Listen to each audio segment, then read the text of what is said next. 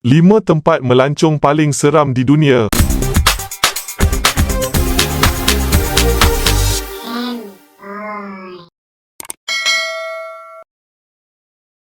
Anda suka ditakutkan atau suka berada dalam suasana seram?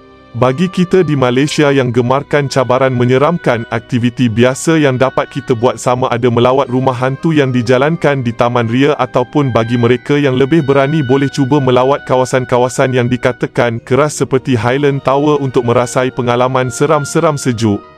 Bagi beberapa buah negara luar, mereka sendiri secara rasmi mempunyai tarikan yang membawa makna tersendiri dan yang lebih penting, mampu menakutkan pengunjung-pengunjung yang hadir.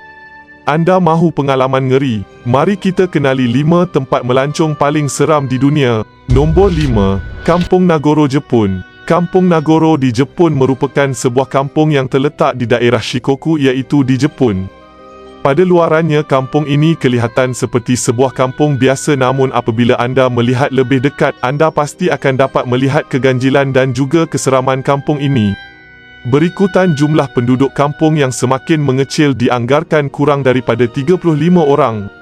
Salah seorang penduduk di sana iaitu Tsukimi Ayano yang merupakan seorang wanita 60-an yang mendiami kampung tersebut, bertindak menggantikan mana-mana penduduk yang telah berhijrah keluar atau meninggal dunia dengan patung yang direka sendiri, dan patung tersebut akan disusun seolah-olah mereka masih hidup menjalankan aktiviti harian.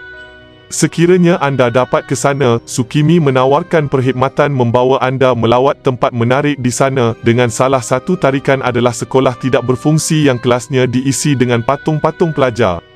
Nombor 4, Hospital Village, Jerman. Jujurnya kami sendiri tidak pasti bagaimana hendak menyebut nama hospital ini. Hospital ini digunakan pada tahun 1898 sehingga tahun 1930 sebagai pusat rawatan penyakit tuberkulosis, iaitu di mana pesakit-pesakit diasingkan dan mereka akan dirawat. Selepas itu, hospital ini menempatkan tentera yang menjadi mangsa gas beracun semasa Perang Dunia Pertama. Adolf Hitler juga pernah mendapatkan rawatan di sana selepas cedera di muka dan kaki dalam peperangan Somme. Ketika ini, beberapa unit kecil hospital ini masih lagi digunakan sebagai lokasi kajian penyakit saraf. Bagaimanapun, kebanyakan bangunan lama hospital ini sudah pun ditinggalkan begitu saja tanpa dijaga. Sesiapa pun boleh keluar masuk, menjadikan keadaannya semakin teruk sebelum usaha pemulihan dimulakan pada tahun 2015 telah menjadikan hospital ini yang terkenal dengan imej menyeramkan, dan pada masa kini ia telah bertukar menjadi pusat tarikan pelancong. Nombor 3, Penjara Amna Suraka, Iraq. Turut sama digelarkan sebagai Penjara Merah.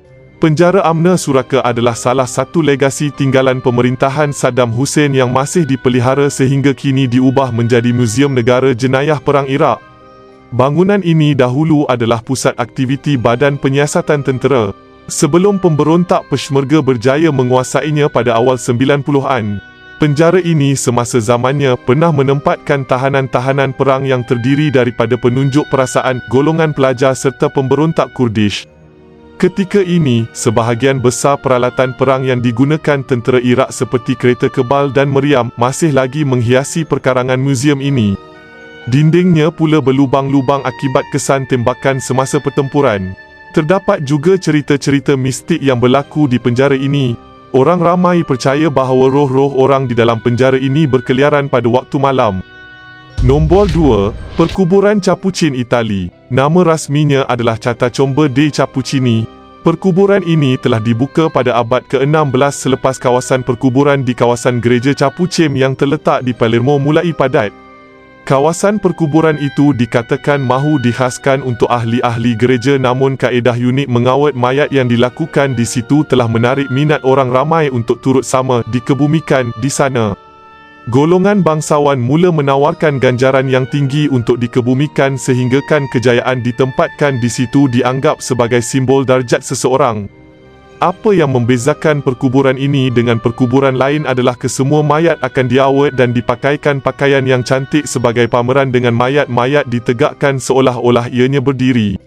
Mayat terakhir dibawa masuk pada tahun 1920-an dengan jumlah keseluruhan mayat yang ditempatkan di sini berjumlah lebih 8,000 mayat secara berdiri dan 1,252 lagi dipamerkan dalam kaedah berbungkus seperti mumia.